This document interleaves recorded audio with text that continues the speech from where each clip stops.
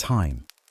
It is the invisible thread that weaves through every moment of our lives, from our first breath to our final heartbeat. We feel it in the ticking of clocks, the change of seasons, the aging of our faces, and the fading of memories. Yet for something so ever-present, time remains one of the greatest mysteries humanity has ever pondered. What is time? Does it flow like a river, carrying us along a predetermined course? Or is it merely a construct, a measurement, a perception, a trick, played by our minds to make sense of change? Tonight, as you rest your head and let your body relax, we invite you on a journey.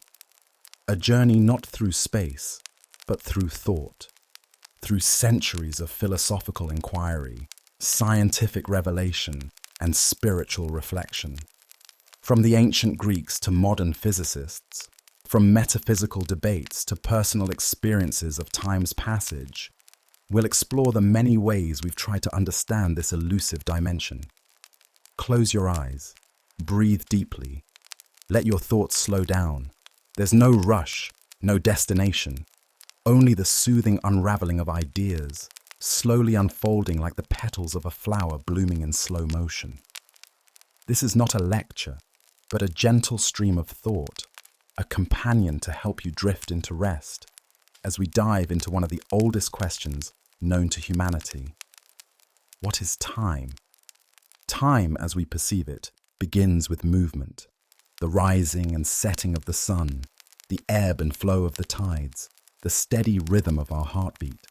All these hint at the passage of something we cannot touch, cannot see, and yet feel intimately in every fiber of our being.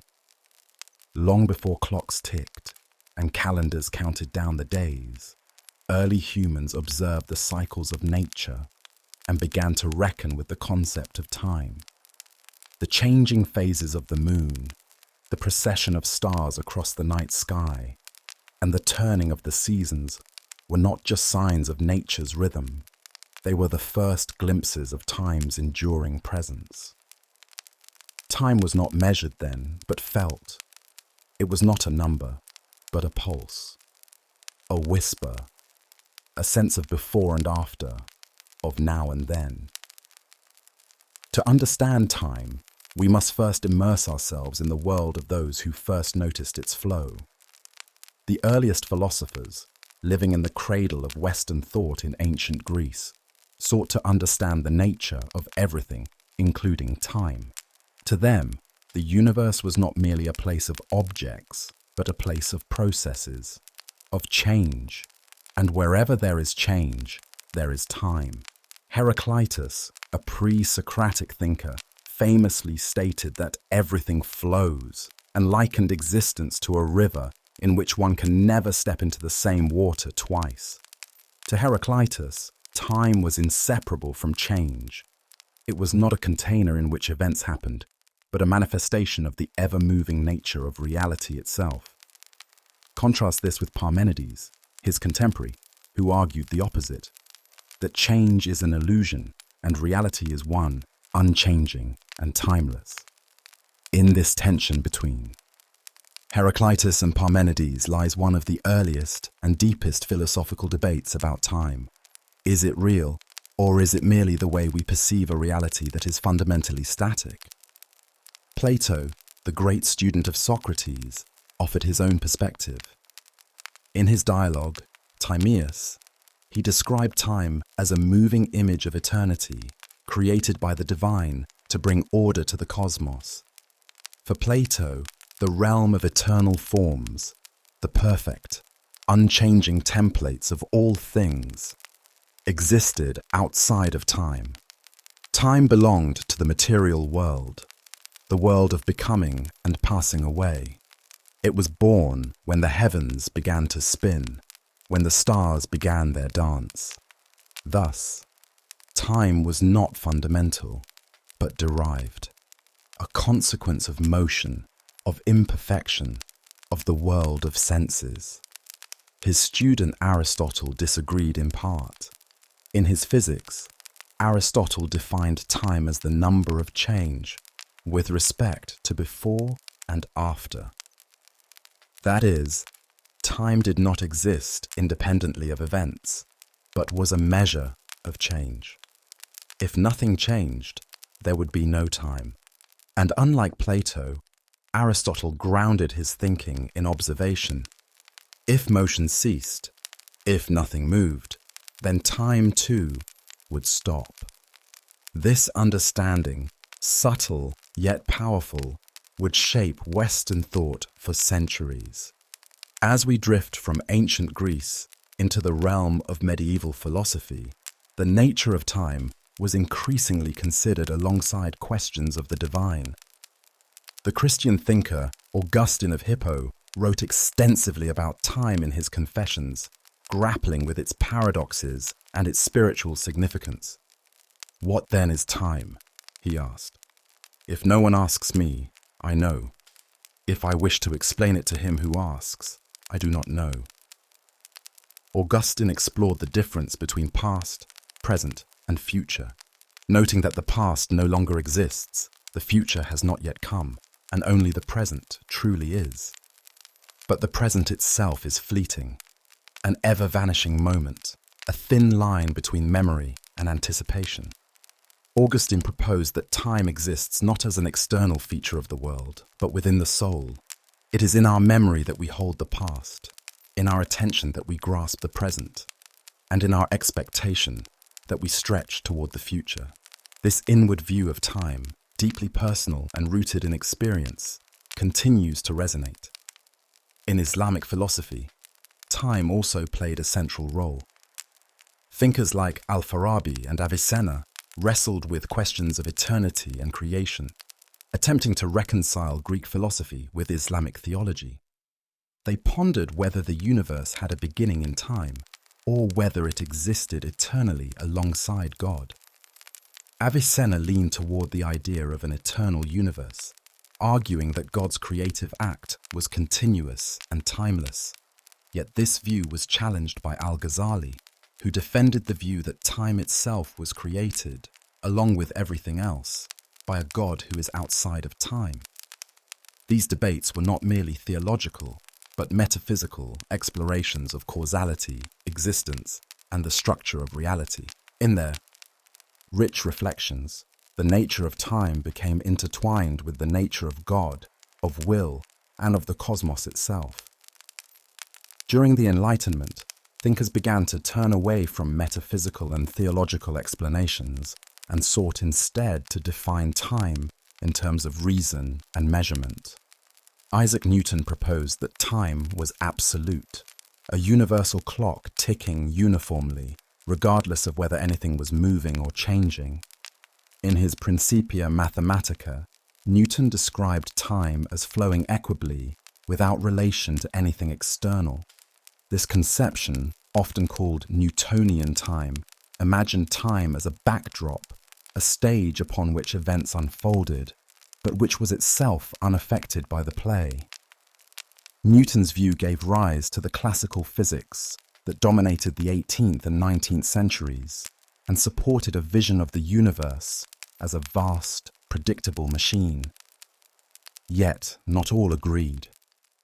The German philosopher Immanuel Kant argued that time and space were not external features of reality, but structures of the human mind. According to Kant, time was a necessary condition for human experience. We do not perceive time as it is, but rather we impose the form of time upon our experiences. Without time, he claimed, we could not make sense of sequences, of cause and effect, of change. Time, then, was not something out there in the world, but something in here within the framework of perception. This radical idea re-centered the debate around time, not as a property of the universe, but as a lens through which we engage with it. And so, as we close this first chapter of our exploration, we find that time, so central, so intimate, is anything but simple. It may be the measure of motion or the pulse of the cosmos. It may exist only in the soul or flow inexorably through a clockwork universe. It may be a divine creation or a construct of the mind. What is certain, though, is that time, whatever it truly is, remains one of the most profound and mysterious aspects of existence. As you begin to sink deeper into rest, let these thoughts settle like dust in the quiet of your mind. Let them drift like leaves on a stream. There's no need to answer everything now. There is, after all, plenty of time. As we continue this gentle descent into the deep waters of philosophical reflection, we turn our gaze to a revolutionary moment in the understanding of time, one that would forever alter the way we think about the universe and our place within it. In the early 20th century, a young physicist named Albert Einstein unveiled a theory that would shake the very foundations of Newtonian time. According to Einstein, time was not absolute. It was not a steady drumbeat echoing through the cosmos.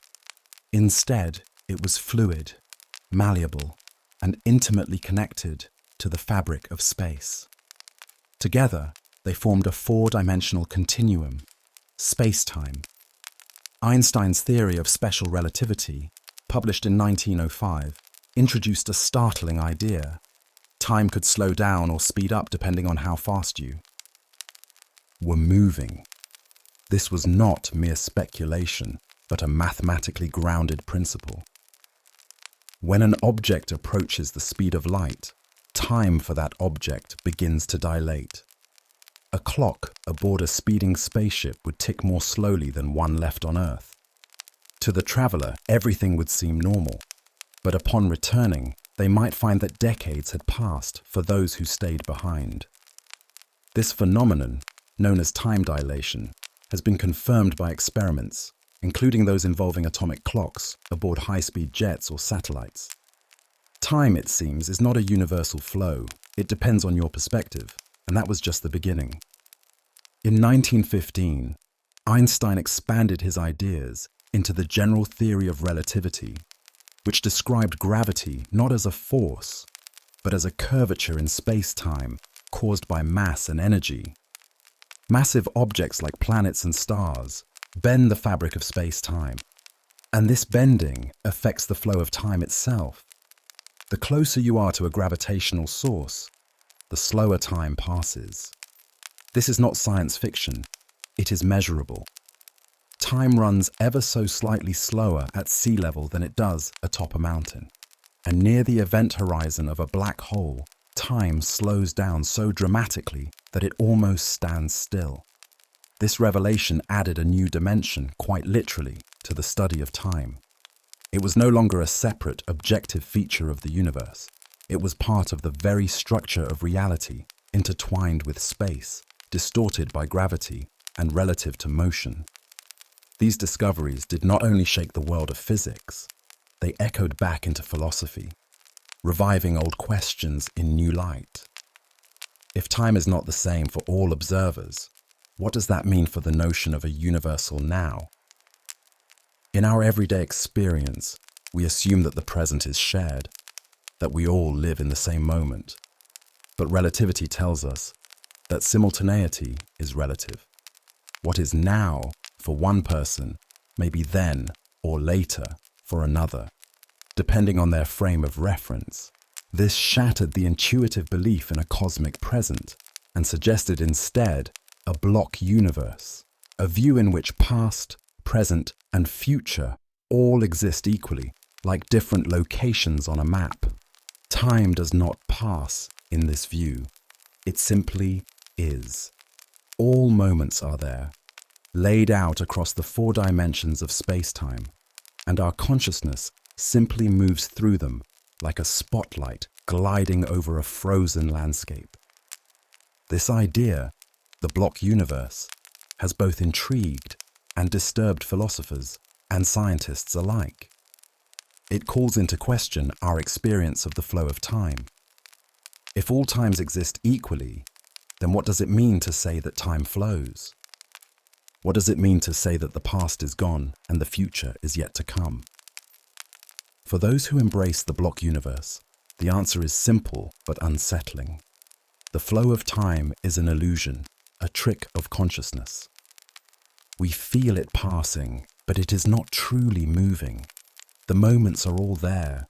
We are the ones moving through them, yet not all accept this conclusion. Many argue that our experience of time's passage is too central, too fundamental to be dismissed as illusion.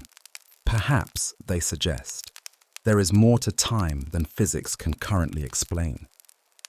Some turn to process philosophy, which sees becoming, not being, as the fundamental reality. In this view, time is not a static dimension, but a dynamic unfolding. The philosopher Alfred North Whitehead, a key figure in process thought, described reality as a process of becoming, in which each moment is a new act of creation. For Whitehead, time is not a fourth dimension laid out alongside space, but the very heartbeat of existence, the rhythm of change, the song of becoming.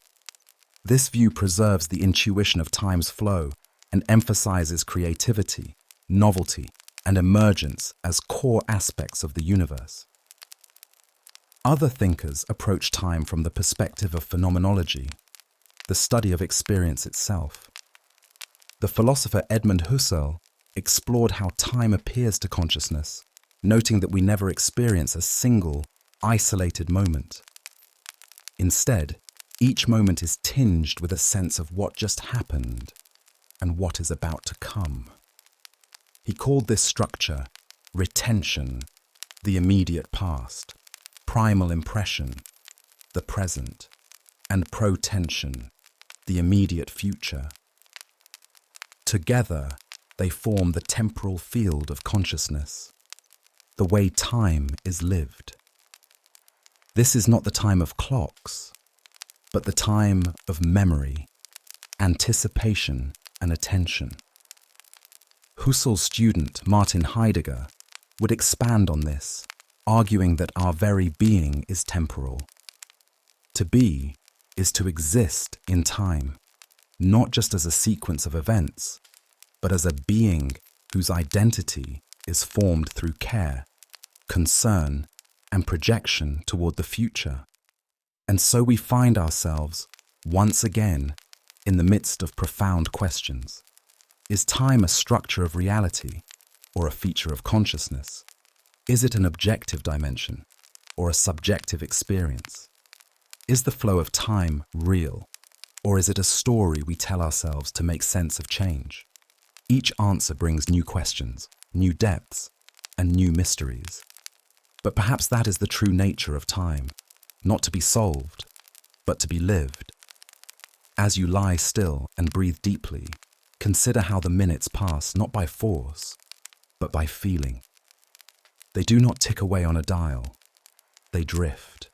They linger. They whisper. Let them carry you now, gently, into the next part of the journey. As we journey deeper into the mystery of time, it becomes increasingly clear that time is not a single thread, but a tapestry woven of many strands, physical, psychological, philosophical, and even spiritual. In this section, we turn our focus toward the personal experience of time, the ways it stretches and contracts, rushes and stalls, depending not on the ticking of a clock, but on the heartbeat of our lives. Everyone has felt it, the quickening of moments, during moments of joy, the dragging hours in the grip of grief, the strange elasticity of memory. Time is not always counted, it is felt, and it is in feeling that its complexity is most revealed. Children, for instance, experience time differently than adults. Ask any child, and they will tell you that a summer day is endless, a school year is forever, and the wait for a birthday is a timeless torment. As we age, however, years seem to pass more swiftly. decades compress. Why is this? Some psychologists suggest that this phenomenon relates to the density of memory. When we are young, everything is new, and our brains record rich, vivid memories of each moment.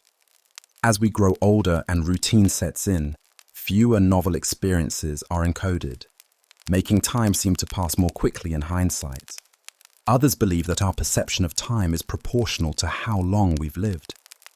For a 5-year-old, a year is 1/5 of their life, a huge proportion.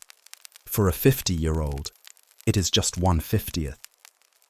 Time doesn't speed up, but our perspective shrinks. Yet time is not only shaped by age, it is shaped by attention. In moments of deep focus or flow, we lose track of time entirely. Hours vanish in what seems like minutes. Conversely, in states of anxiety or boredom, every second becomes a burden. The philosopher Henri Bergson explored this distinction between measured time and lived time, what he called la durée, or duration. For Bergson, duration is the true experience of time, not as a sequence of distinct moments, but as a continuous flow. Like a melody, duration cannot be broken into parts without destroying its essence. A note, isolated, is meaningless, but in context, in continuity, it becomes music. Time, for Bergson, is the music of existence. This experiential understanding of time brings us to the realm of memory. Memory is, in many ways, our own time machine. It allows us to travel backward, not to observe, but to relive. A smell, a sound, a photograph can carry us decades into the past, collapsing the years in an instant. But memory is not a flawless recorder. It edits, it reconstructs, it erases. It is shaped by emotion, by narrative, by the needs of the present. Philosopher Paul Ricoeur referred to memory as an act of interpretation, a weaving together of fragments into a story that gives our lives coherence. We are, in a very real sense, made of time, not just because we move through it, but because we carry it within us. The future, too, plays a vital role in our consciousness. We are creatures of anticipation, always looking ahead, making plans, imagining what is to come. Hope, fear, ambition, anxiety, all are future-oriented. The philosopher Soren Kierkegaard spoke of the dizziness of freedom, the vertigo that arises when we face the open possibilities of the future. Unlike the past, which is fixed, the future is a canvas. Yet this very openness can be a source of both excitement and despair. We long for certainty, for control, but time offers neither. It moves forward, regardless of our wishes. And in that motion lies both our burden and our freedom. Across cultures, this relationship to past and future varies. Western cultures often emphasize linear time, a progression from birth to death, from history to destiny. Eastern philosophies, particularly in Hinduism and Buddhism, often embrace cyclical views of time. Life, death, and rebirth follow one another in endless repetition. The wheel turns, not forward, but around. This cyclical vision changes everything. The future is not a one-time chance, but an eternal return. Time is not a road, but a rhythm. And in this rhythm, liberation is not found in progress, but in awakening, transcending the illusion of time altogether. In Zen Buddhism, there is a deep emphasis on the present moment. The past is gone, the future is uncertain, and the present is all that truly exists. Be here now, says the teaching. The concept of nowness or suchness invites one to see the present not as a fleeting slice between two voids, but as the whole of reality.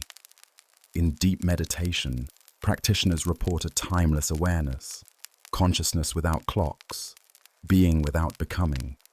This is not mere tranquility, it is a different relationship to time altogether, one in which the mind no longer clings to what has been or strains toward what might be. In that stillness, time dissolves. These teachings echo the mystical insights of other traditions. In Christian mysticism, eternity is not simply endless time, but a state beyond time, a divine presence in which all moments are one. The eternal is not later, it is deeper. In Sufi poetry, time is the veil that hides the beloved. To reach union with the divine is to move beyond time's illusions and taste the timeless. The 13th century mystic Rumi wrote, "Time is a created thing. To say I don't have time is like saying I don't want to." In this way, time is not only a container for our lives, it is a mirror of our desires, our choices, our presence or absence in the now. So where does that leave us as we rest in the soft embrace of night? Perhaps it leaves us not with answers, but with a deeper appreciation of the mystery. Time is not one thing, it is many. It is physics and philosophy, feeling and flow. It is a ticking clock and a blooming flower. It is your first memory and your wildest dream. And in the quiet spaces between those moments, it is something even more, something nameless, something eternal, something you can almost touch in the stillness of sleep. Let it carry you, without fear, into the gentle mystery of the next moment. As we move forward in our exploration of time, we encounter perhaps one of its most haunting companions, mortality. Time, for all its beauty and mystery, is intimately linked with the awareness that our moments are finite. The ticking of the clock is not merely a neutral background rhythm, it is a reminder. Every second past is one less we possess, and yet, it is this very finitude that gives time its poignancy, its urgency, its shape. Without an end, would moments still matter? Without death, would we know what it means to truly live? The philosopher Martin Heidegger placed mortality at the center of his concept of time. For Heidegger, we are not merely beings in time, we are beings toward death. Our lives are structured not just by the past we carry or the future we imagine, but by the fundamental awareness that our time is limited. This awareness is not necessarily a source of fear, rather, it is what awakens us to the fullness of our existence. To live authentically, Heidegger argues, is to live with an understanding of one's temporality, to face the future not as an abstract stretch of days, but as a path that leads to a definite conclusion. Death is not merely the end, it is what makes our choices meaningful. This confrontation with mortality is not unique to philosophy. It is embedded in art, in literature, in every whispered prayer and final embrace. The Roman poet Horace famously urged, "Carpe diem, seize the day, for tomorrow is uncertain." The entire tradition of memento mori in medieval and Renaissance art served to remind viewers of their inevitable death, not to depress them, but to inspire clarity, humility, and purpose. A skull beside a candle, an hourglass on a scholar's desk, a withering flower, all symbols that spoke of time's passage and the need to live fully within its bounds. But there is also rebellion against this finality. Human culture is filled with attempts to transcend time. We write books, build monuments, compose symphonies, acts that outlive us, that echo into a future we will never see. We tell stories to our children, who tell them to theirs, passing memory through the ages like a torch. Even religion, for many, offers the ultimate defiance of time, eternal life, rebirth, union with the infinite. In these ways, we resist the erasure that time promises. We etch ourselves into history, into memory, into meaning. Science, too, dreams of transcending time. In theoretical physics and speculative technology, discussions of time travel spark the imagination. Could we move through time as we do through space? Could we revisit the past or leap into the future? Einstein's theories do not forbid such possibilities, though the practical realities remain far beyond our reach. Wormholes, cosmic strings, tachyons. These are not merely the stuff of science fiction, but real concepts within the equations of modern physics. Time travel remains, for now, a dream. But even in dreaming, we are expressing something essential. A yearning to escape the linear march of time, to revisit moments lost, to rewrite the scripts of our lives. Yet would such a power be a blessing or a burden? Consider the paradoxes. If you change the past, do you erase the future? If you meet your former self, do you fracture the timeline? These questions have filled countless novels and films, but they are also deeply philosophical. They force us to consider identity, causality, and freedom. If time is a rigid sequence of cause and effect, then perhaps everything is determined. But if the future is open, then perhaps our choices matter. In this, we return to the ancient tension between fate and free will, now refracted through the lens of temporal mechanics. But even without machines or wormholes, we travel through time every day, in memory, in imagination, in narrative. When you tell a story, you move through time. You leap backward to a childhood moment, then forward to its consequences. Time, in narrative, is elastic. It can pause, rewind, accelerate. And in this way, storytelling is our most human way of mastering time. It allows us to make sense of the chaos, to impose order on the flux, to find continuity in the midst of change. Philosopher Paul Ricoeur wrote extensively about this, how narrative gives us a coherent identity, a self that persists through time, even as everything else shifts. We are, in a profound way, the stories we tell ourselves about the time we've lived. And what of the moments that defy story? The fleeting, wordless instants when we feel suspended outside of time. The kiss that seems to last forever. The final glance before parting. The quiet stillness of dawn. These are not measured by clocks. They belong to a different register. Perhaps in these moments we brush against eternity, not the infinite stretch of years, but a kind of depth, a sense of presence so complete that time itself seems to bow and become still. Many mystics and poets speak of such moments, not as escapes, but as revelations. Time, in these instances, reveals not its length, but its weight, its richness, its presence. And so we find ourselves at a strange intersection, time as enemy, time as gift, time as illusion, time as truth. We fear its passing, and yet we cherish its moments.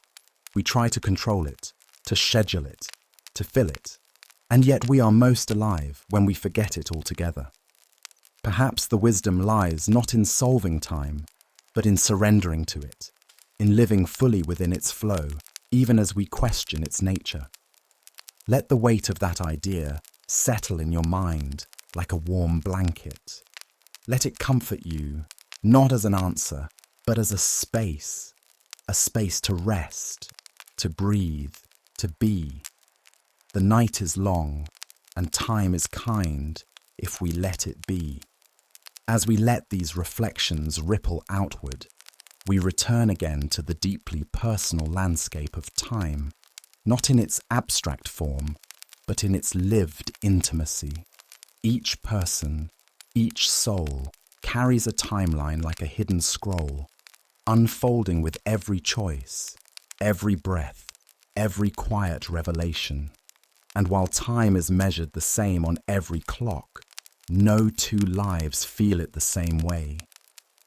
For some, it is a slow and heavy burden, dragging through hardship and sorrow.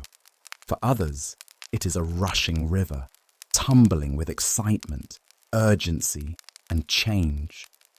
The truth, of course, is that our relationship to time is shaped by our inner world, by our attention, our memory, and our emotional state. Consider the experience of waiting. A minute of waiting can feel like an hour, especially when we are anxious, uncertain, or yearning for something just out of reach. Waiting makes time palpable. It gives it texture. Suddenly, we become aware of each second as it passes. The tap of a foot, the glance at a clock, the restless stirring. These are signs of our struggle with time's slow drip. And yet, there is something sacred in the pause. In a culture obsessed with speed, with efficiency, with progress, waiting invites us to experience time in a deeper way. It asks us to be still, to endure, to stretch our capacity for presence. In waiting, we meet ourselves in ways we often avoid. And then there is memory's twin, the feeling of nostalgia. More than a recollection, nostalgia is a longing, a tenderness toward the past. It is the ache of a time we cannot return to, tinged with both joy and sorrow. Psychologists often describe nostalgia as a kind of emotional time travel, a temporary bridge to a different version of ourselves, a different context, a different world. But nostalgia is not only about what was, it's also about who we were. It reminds us of how much we've changed and how much we've carried forward. The old song, the familiar scent, the faded photograph. They do not simply recall a moment. They awaken something deeper, the self we were, the dreams we held, the moments that shaped us. And so we see that time is layered, not linear. We live simultaneously in many temporalities. The now we are in, the past we recall, the future we anticipate, and even the imagined futures that never came to be. These timelines converge and diverge within us like branching rivers. We are not just walking forward, we are also looping back, spiraling inward, leaping ahead. Our lives are not simple lines, they are constellations.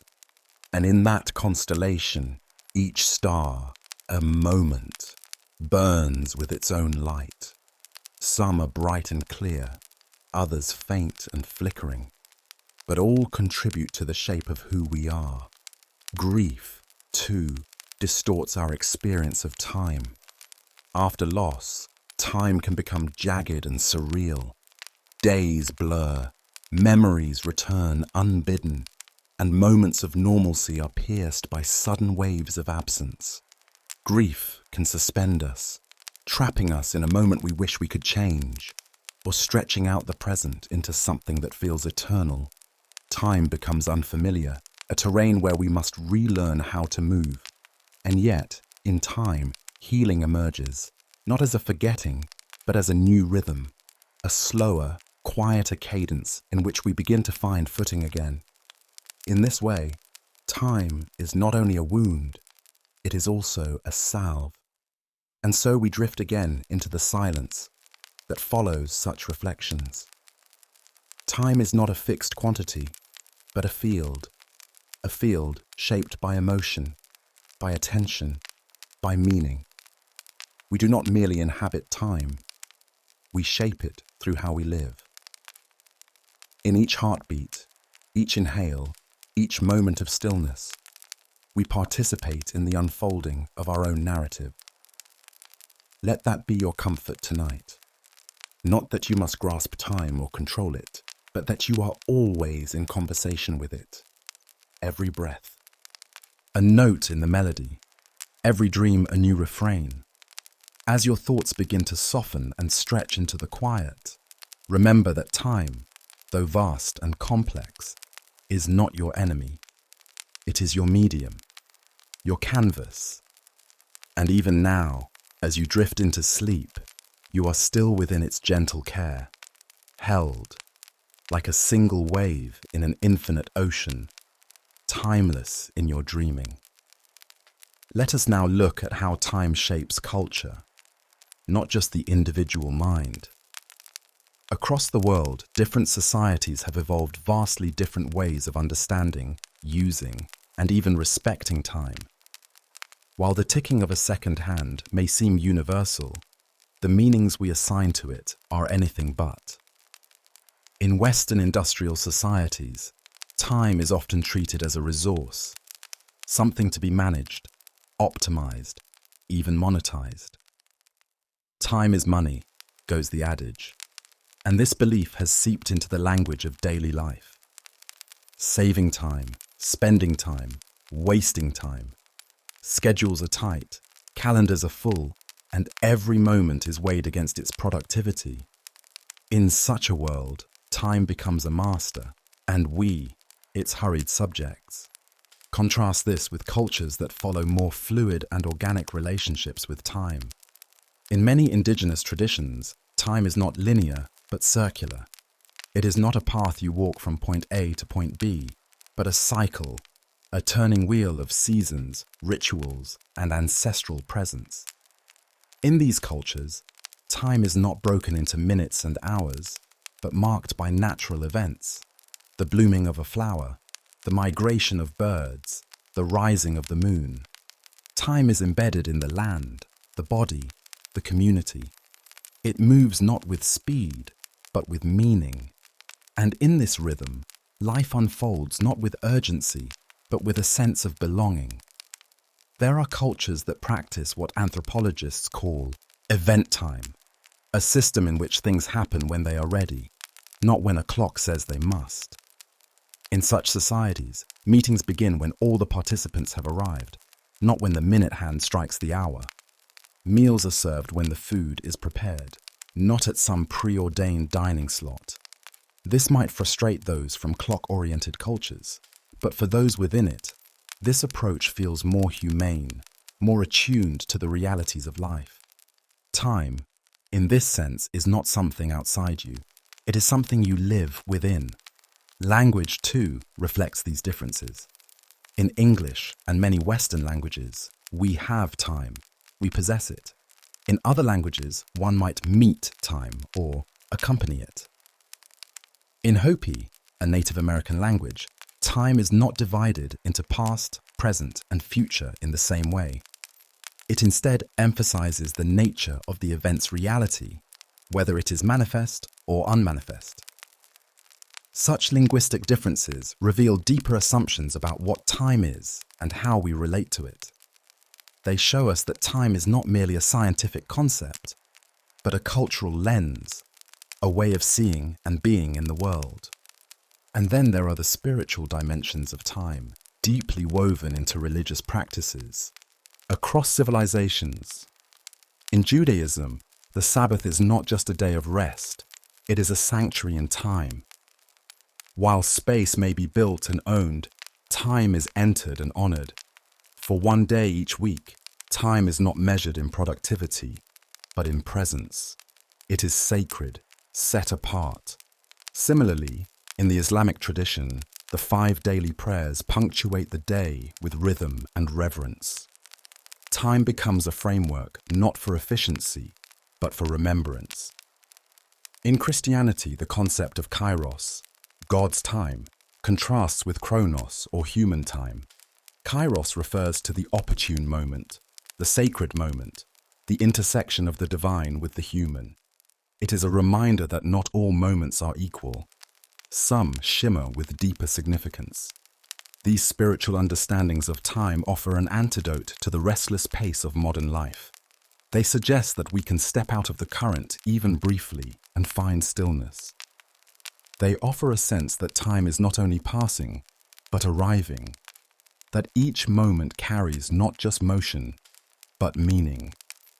And perhaps that is the secret hidden within all our reflections so far.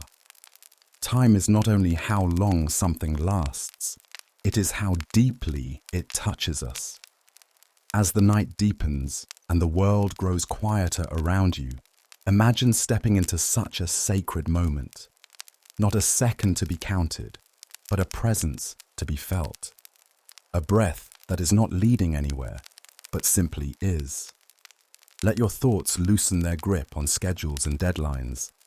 Let your inner clocks wind down. For now, you are in a different kind of time, a time of rest, of reflection, of being. There is nothing to do but drift, nothing to solve but to feel. You are, in this moment, timeless. As we cross the midpoint of this meditative journey, we arrive at one of the most puzzling and paradoxical ideas surrounding time. The question of whether time, in the deepest sense, is even real. This may sound absurd at first. How can something so ever-present, so dominant in our thoughts and routines, not be real? And yet, many philosophers and physicists have seriously proposed that time, at least as we experience it, might be an illusion, an emergent property, a useful fiction rather than a fundamental feature of reality. The ancient Greeks already touched on this possibility. Parmenides, whom we mentioned earlier, declared that change is an illusion, and therefore time must be too. He saw reality as unchanging, eternal, and whole, a single, undivided being. The apparent flow of time, the birth and death of things, was, to him, a misperception. Much later, in the 20th century, similar themes re-emerged in physics. With the rise of quantum mechanics and the theories that govern the very small, scientists began to question whether time was as fundamental as once thought. At the quantum level, many equations are time-symmetric. They work the same forward or backward. Nothing in the mathematics requires time to move in one direction. The arrow of time, so familiar to our everyday lives, seems to vanish in the subatomic world. One of the boldest proponents of this view was physicist Julian Barber, who proposed that time does not exist at all in the traditional sense. In his book, The End of Time, Barber suggests that the universe is composed of a vast collection of nows, discrete, timeless configurations of the universe, each one existing independently. What we perceive as the flow of time is merely our consciousness moving from one now to another, like flipping through a cosmic photo album. Each now is complete, self-contained, and timeless. The passage of time is, in this model, an illusion generated by memory and perception. Even in more mainstream physics, time has a strange and elusive character. In quantum gravity, the attempt to unify general relativity with quantum mechanics, some models suggest that time disappears entirely from the fundamental equations. In loop quantum gravity, for instance, the universe is described in terms of spatial relationships, and time does not explicitly appear. Time, in this view, is not a backdrop against which events unfold. It is something that emerges only at larger scales, from the interactions and relations of things. It is not primary. It is not necessary. And yet, despite these theories, time feels inescapably real. We live in time. We feel its weight. We mourn its passing. We structure our entire existence around it. If it is an illusion, it is the most persistent and convincing illusion of all. This tension between time's experiential reality and its possible unreality in the fabric of the universe creates a strange duality. We may be living inside a grand illusion, but if so, it is one we cannot wake from. This has led some to speculate that time, like temperature, is an emergent property. No single molecule has a temperature. Temperature emerges from the collective motion of many molecules. Similarly, Perhaps time is not something that exists at the smallest scales, but something that emerges from the collective interactions of matter and energy, from complexity, from consciousness. This idea bridges physics and philosophy, suggesting that time may be real only at the level at which we experience it. It may not be a fundamental building block of reality, but a pattern that arises when matter becomes organized, when minds begin to remember, when stories begin to unfold. This brings us back to the role of the observer. Many interpretations of quantum mechanics place the observer at the center of measurement. Without observation, quantum systems exist in a state of superposition, a cloud of possibilities. It is the act of observation that collapses this cloud into a specific outcome, a specific moment. Could time itself be a product of observation? Could our consciousness be the creator of time's flow? It's a radical thought, but one that resonates with ancient spiritual teachings as much as with cutting-edge science.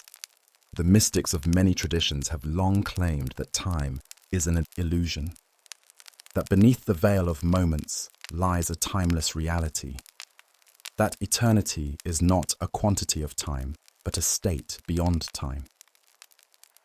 In deep meditation, in near-death experiences, in moments of profound awe or love, people often report a sense that time has stopped, that they have touched something infinite.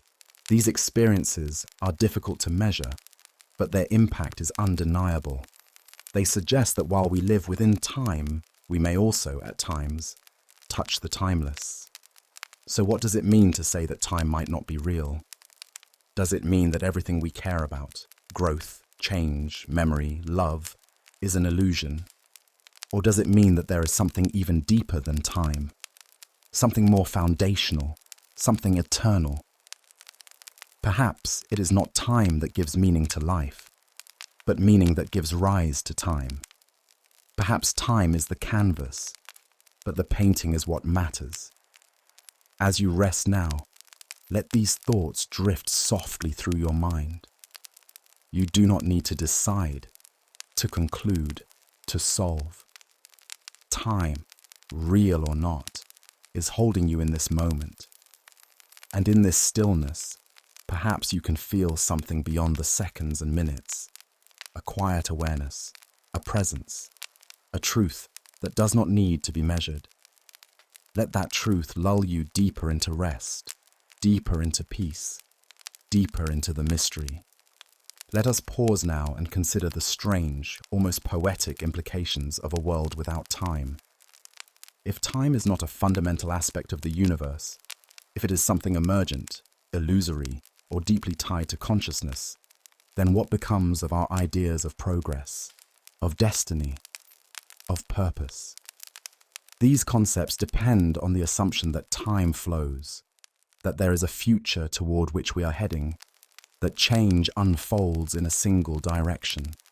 Without time, the very notion of cause and effect becomes blurry. And yet, the illusion is so convincing, so complete, that we continue to move through it, live within it, and shape our hopes and fears around it. For the human heart, time is not just a puzzle, it is a container for meaning. We mark anniversaries, we count the days to a birth or a reunion, we mourn the passage of time with the quiet ache of nostalgia. If time is a fiction, it is one we've embraced with ritual, poetry, and story. And perhaps it is in story where time finds its most powerful expression. A story is not a collection of facts, it is a structure, a beginning, a middle, and an end. It has momentum, stakes, memory, anticipation. Our lives, too, take on narrative form. We remember our past, not as a sequence of random events, but as a thread, woven into a tapestry. We imagine our future not as chaos, but as a path, a destination. Time, in this way, gives shape to our identity, and yet the shape it gives is flexible. The same event can change in meaning over time, can be revisited, reinterpreted, recast in a new light. A childhood memory, once painful, might become tender with age. A moment of triumph may later feel hollow or sacred. We do not simply move forward. Through time, we fold back into it. We revise, we rewrite. Time is not a highway. It is a field through which we wander, sometimes returning to old ground, sometimes discovering new places in familiar corners. In this field of time, we find paradoxes that defy ordinary understanding. We've already spoken of relativity, of the block universe, of timeless quantum equations. But consider now the phenomena of déjà vu, the eerie feeling that a moment, entirely new, has somehow happened before. Neuroscientists offer explanations, pointing to misfires in memory and perception. But the feeling persists, a wrinkle in time, a crack in the fabric. Or consider the sense of timelessness reported in near-death experiences or in profound states of spiritual or creative ecstasy. In these moments, people report not just a loss of the clock's ticking, but a dissolving of boundaries between moments, between self and world, between now and always. These are not just curiosities, they hint at something deeper. Perhaps time, like the self, is more fluid than we think. Perhaps both are not fixed entities, but emergent patterns, temporary arrangements of awareness and memory, dancing within a wider, timeless reality. In the Buddhist concept of anicca, or impermanence, we are reminded that all things, including our idea of time, are in flux. Nothing lasts. And yet, in that impermanence, there is beauty, there is tenderness. The cherry blossom is precious precisely because it blooms only for a short while. The sunset moves us because it does not stay. Time, then, becomes a kind of poetry, an ever-changing canvas for the fleeting moments that touch our souls. In this poetic vision of time, we are not victims of its passage, but participants in its unfolding. We do not need to resist it, to trap it, to stretch it. We can move with it, dance within it, rest inside it. Time becomes not an enemy, but a companion, guiding us through seasons of joy and sorrow, of learning and loss, of change and growth. It is in this companionship that time becomes sacred, not for its length, but for its texture, not for its quantity, but for its quality. So as you settle now, as your breath becomes slower and deeper, let go of the need to define or grasp time. Let go of the urge to master it. Let it be what it is, a soft flow around you, carrying you like a current. Let each moment be enough, not a step to the next, but a place to rest. In this moment, you are not late, not early, not behind, not ahead. You are exactly where you need to be, in the center of your own story, floating gently in the ocean of now. And now, in this unfolding stillness, let's take one more look at the tension that runs like a quiet thread through all our reflections. The paradox of permanence and impermanence, of time as both the destroyer and the preserver of all things. In every culture, mythology and tradition, time is often depicted with dual faces. One is nurturing, rhythmic, orderly, the kind, of time that brings seasons, growth, and the passage from childhood to maturity. The other is devouring, indifferent, relentless, the kind of time that erases names, crumbles empires, and swallows even memory itself. The Greeks personified this dichotomy in two gods of time, Chronos and Kairos. Chronos is the god of linear, chronological time, the ticking clock, the aging body, the inevitable end. He is the time of schedule and sequence, of cause and consequence. But Kairos is different. He is the God of the opportune moment, the sacred time, the time that is ripe. Kairos does not tick. He strikes. He represents those rare and shimmering instants when the ordinary is pierced by the extraordinary, when something deep and timeless opens within the flow. A decision made in the heart of the moment. A truth seen clearly after years of blindness. A meeting of eyes that changes everything. Kairos is time as grace. These two visions of time, measured and meaningful, linear and luminous, exist side by side in our lives. And often, it is the balance between them that defines our sense of wholeness. Too much chronos, and life becomes mechanical, drained of spirit. We become prisoners of deadlines, calendars, the never-ending march forward. Too much kairos, and we lose structure, drift unanchored, seeking only the next transcendent spark. But when they are in harmony, time becomes a vessel of both order and awe. It carries us, not only through tasks and seasons, but into deeper awareness, deeper presence. In literature and art, this tension becomes vivid. Poets try to freeze time with words, painters with color, composers with sound. Each is an act of defiance against time's erasure, but also an embrace of its passing. A poem does not last forever, but the feeling it captures can linger. A painting fades, but its impression remains. A song ends, but its echo reshapes a moment. These are our ways of speaking back to time, of marking it, not just with dates, but with depth. This human impulse to preserve and transcend time is perhaps most beautifully expressed in the act of love. Love exists within time. It grows, it changes, it can fade.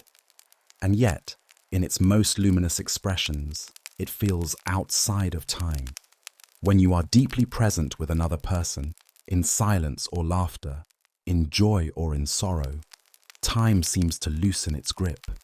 It softens, it yields.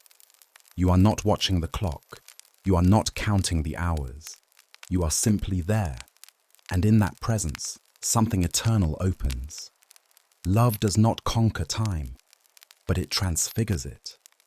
And so, as we conclude this portion of our journey, remember this. Time is not only the ticking of a clock or the curve of a calendar. It is the rhythm of your breath, the weight of your memories, the beauty of a single shared glance, the hush between words. It is not something you must chase or control. It is something you can inhabit. Gently, gratefully, with wonder. Let yourself rest now. Let your thoughts dissolve into the quiet. The moment you are in is enough. There is nothing more you need to do. You are not behind. You are not late. You are exactly where you belong, in the calm embrace of now. And now, let us rest a while with one more quiet revelation about time, perhaps the most humbling of all. That while we live our lives inside it, while we measure and map it, while we mark its milestones with ceremonies and clocks, we do so on a planet that itself is a mere blink in the larger scale of cosmic time. The Earth is about 4.5 billion years old. Life, in its earliest and simplest forms, began nearly as soon as the Earth cooled enough to permit it. From single-celled organisms to the rise of dinosaurs, from their extinction to the emergence of human beings, time has been the silent canvas on which life unfolds. And yet, human history occupies only the tiniest fraction of that cosmic calendar. If the entire history of Earth were compressed into a single calendar year, modern humans would not appear until late in the evening of December 31st. Civilization itself, agriculture, writing, cities, science, would emerge only in the final seconds. The vastness of time that preceded us, and the unknowable future that will follow, places our brief presence in perspective. It does not make us insignificant, but it does invite humility. We are not the masters of time. We are its guests. This cosmic perspective has always stirred awe. To gaze up at the stars is to see into the past. The light from distant galaxies has traveled millions, even billions of years to reach us.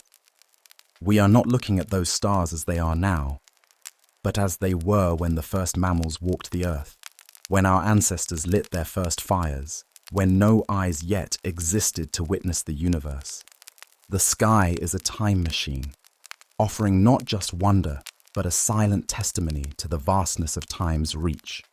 And in this same sky, modern science has discovered that the universe itself had a beginning, a moment of expansion, a burst of creation, known as the Big Bang. From that singular event, time as we know it began. Before it, there may have been no before. In the models of modern cosmology, time and space are not merely conditions in which the universe exists. They are properties of the universe itself. They were born together, and they may, one day, come to an end together. Some theories predict a final collapse, others an eternal expansion. Still others imagine cycles, universes born and reborn in endless rhythm. Whatever the truth, we are suspended for a brief instant within that arc, a note in a cosmic symphony, a whisper in an endless story. To feel this is not to despair, it is to stand in awe. It is to feel in some strange way that we are not separate from time, or lost within it, but made of it. Our atoms were forged in stars. Our breath is older than we can imagine. The beat of our hearts, the flicker of our thoughts, the warmth of our touch, all are moments in time, shaped by time, giving shape to time. And perhaps, just perhaps, that is our greatest gift. Not to escape time or conquer it, but to bear witness, to see, to feel, to remember, to create meaning in the spaces between seconds. So as this part of our journey draws to a close, let your thoughts expand beyond the room you're in, beyond the body you inhabit, beyond even the life you live. Imagine the billions of years behind you and the billions ahead. Imagine the stars still forming, the planets still spinning, the time still unfolding in directions unknown. And yet, in all that vastness, here you are, breathing, listening, alive in this moment. Time is not just something that happens to you, it is something you are, something you carry and create with every heartbeat.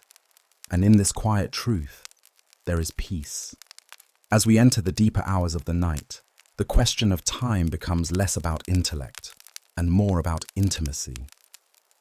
We begin to understand that time is not only a subject for science or philosophy, it is also a lens through which we feel everything: love, loss, anticipation, gratitude, longing. These emotions are not separate from time. They are shaped by it, defined by it, steeped in its slow unfolding. The feeling of missing someone, for instance, is the ache of time spent apart. The joy of reunion is the celebration of time returning what it once took. Even hope is a temporal act, a projection of light onto the future. But time also teaches us limits. And in those limits, we discover depth. If we lived forever, would we value a sunset in the same way? If we could hold every moment forever, would we ever learn to let go? It is the fact that nothing lasts that gives things their preciousness. The smile of a friend, the laughter of a child, the scent of rain, the silence of snow. These are not just sensory experiences. They are pieces of time, fleeting and full. And in honoring their transience, we honor life itself. One of the most powerful ways we engage with time is through ritual. Human beings have always marked time with ceremonies, birthdays, weddings, funerals, holidays, coming-of-age rites. These rituals do not stop time, but they punctuate it. They give shape to the formless flow. They tell us when to reflect, when to celebrate, when to mourn, when to begin again. Rituals bind individuals to the collective and the present to the past. They remind us that while time moves forward, meaning moves in circles, returning, renewing, remembering. In the silence of the night, when the world slows down, these cycles become clearer. We think not only of what tomorrow will bring, but of all the yesterdays that made us who we are. We remember those we've loved and lost, those we've become and left behind. Time, in this stillness, is not harsh. It is soft. It wraps us in memory, in dreams, in the quiet turning of the inner world. And in that turning, we are shaped not by what we hold on to, but by what we learn to carry with grace. The Japanese philosophy of wabi-sabi finds beauty in imperfection, impermanence, and incompleteness. A cracked bowl mended with gold is more beautiful for having been broken. A faded leaf, a worn page, a wrinkle in a beloved face. These are signs not of decay, but of time's artistry. Time does not ruin, it reveals. It shows us what matters by letting the rest fall away. And in this revelation, there is peace. There is simplicity. There is acceptance. And perhaps that is the deepest wisdom time has to offer. Not knowledge, but acceptance. Not mastery, but surrender. We cannot stop time, and we cannot rewind it. But we can live in harmony with it. We can listen to its rhythms, honor its seasons, and trust its unfolding. We can walk alongside it, not racing ahead or lagging behind, but moving with it, moment by moment, breath by breath. There is a saying from the Tao Te Ching: nature does not hurry, yet everything is accomplished. In that gentle rhythm, there is a truth we often forget. Time is not always a rush. It is a flow, a current.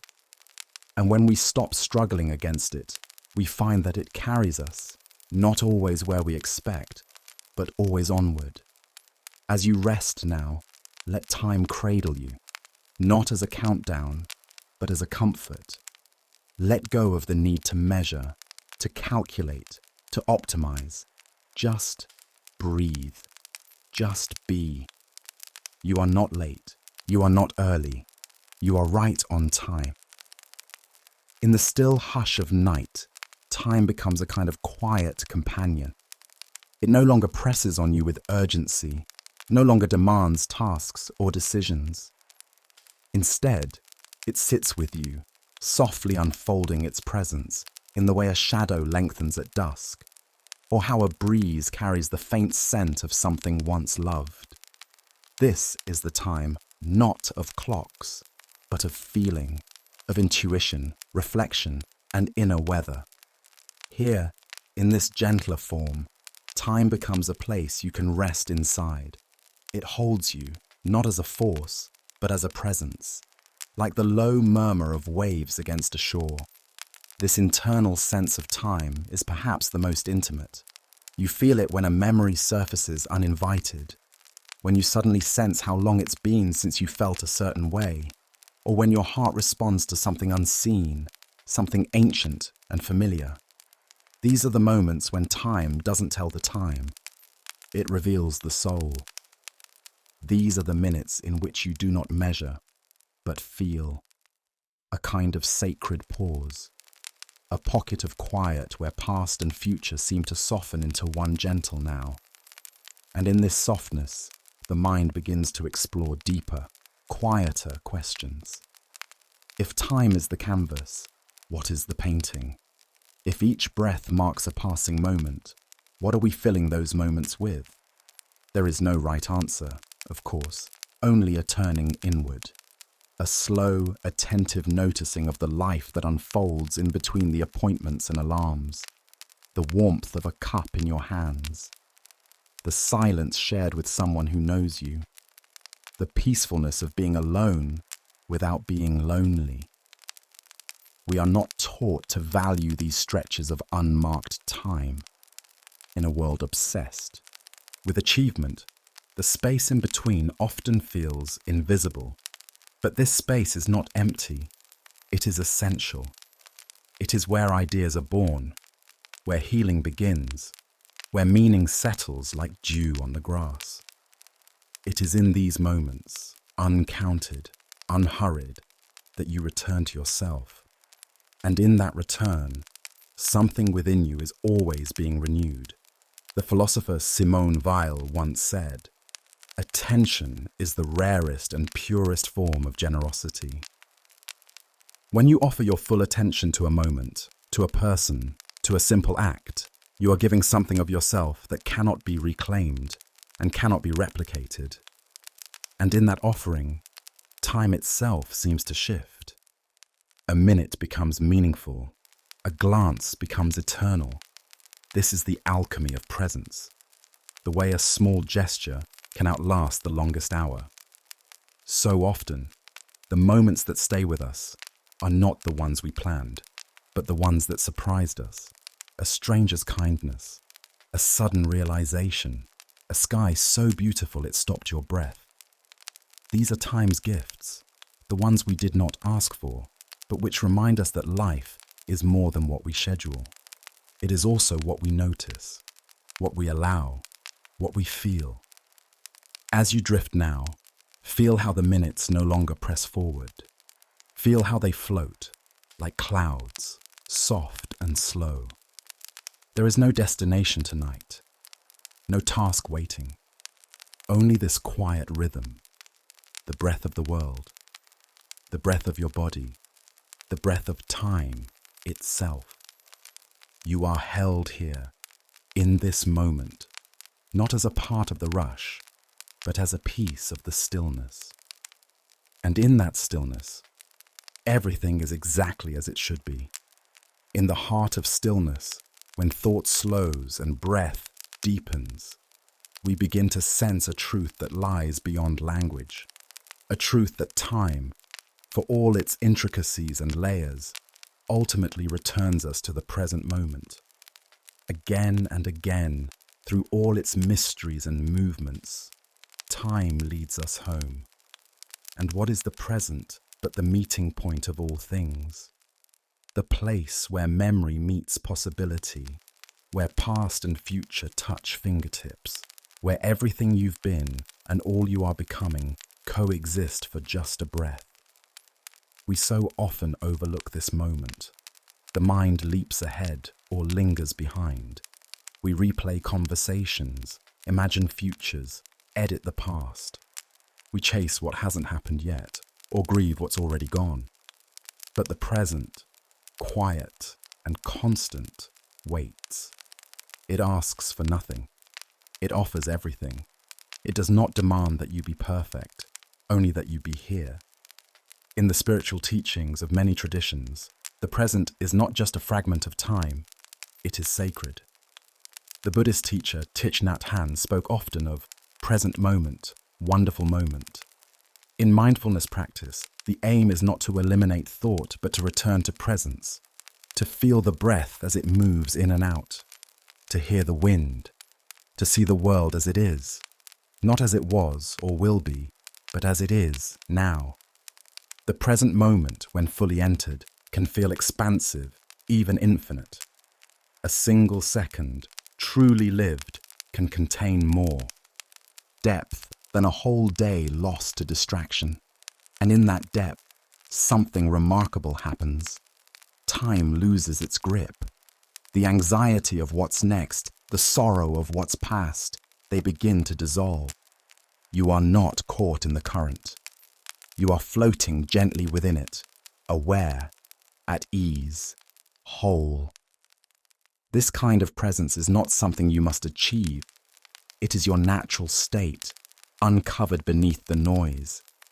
It arrives in silence, in simplicity, in the soft awareness that there is nothing you must do to deserve it. You do not have to earn the now. It is yours by birthright. Even in pain, even in uncertainty, the present moment holds you. It does not solve or explain, but it offers space. And in that space, the healing begins. Sometimes presence means being with sorrow, with grief, with confusion. But even there, in the raw and real, time becomes a balm. It does not erase the ache, but it surrounds it, holds it gently, and reminds you that no feeling lasts forever, that even the deepest night gives way to light. So many of our fears come from time, specifically from trying to control it. We fear what may come. We regret what was lost. We panic at how little we seem to have. But presence is the opposite of control. It is trust. Trust in the unfolding. Trust that you are exactly where you need to be.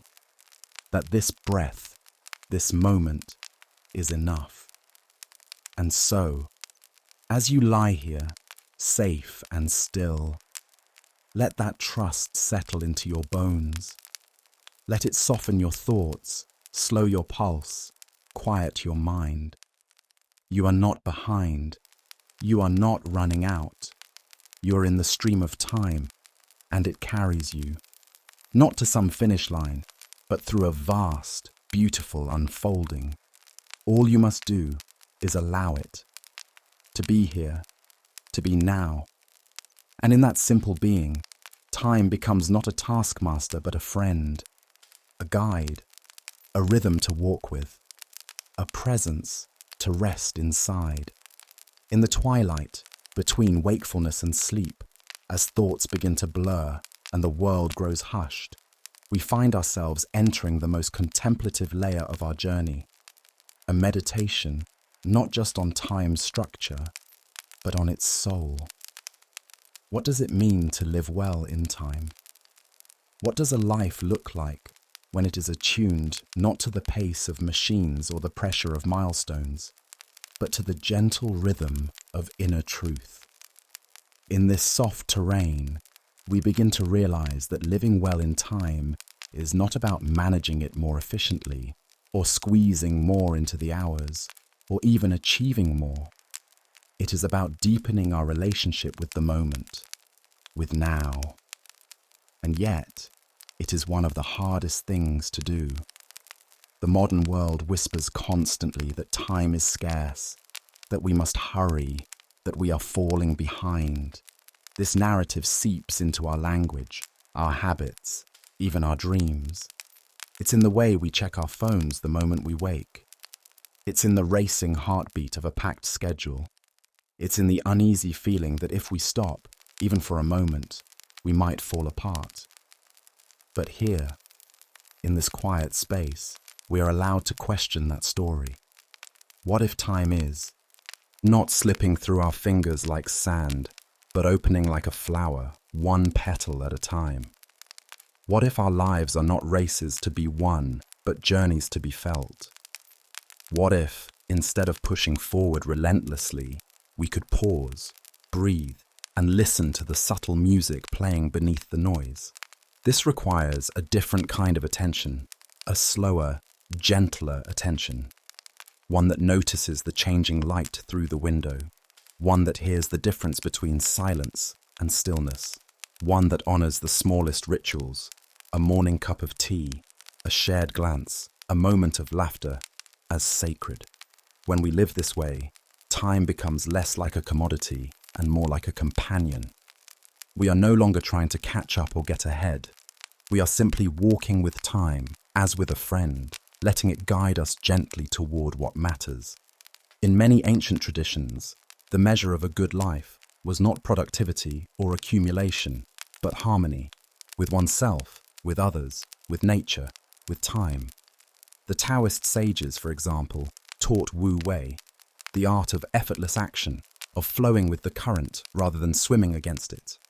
To live in alignment with the Tao is to trust the natural unfolding of things, to stop forcing and to begin allowing.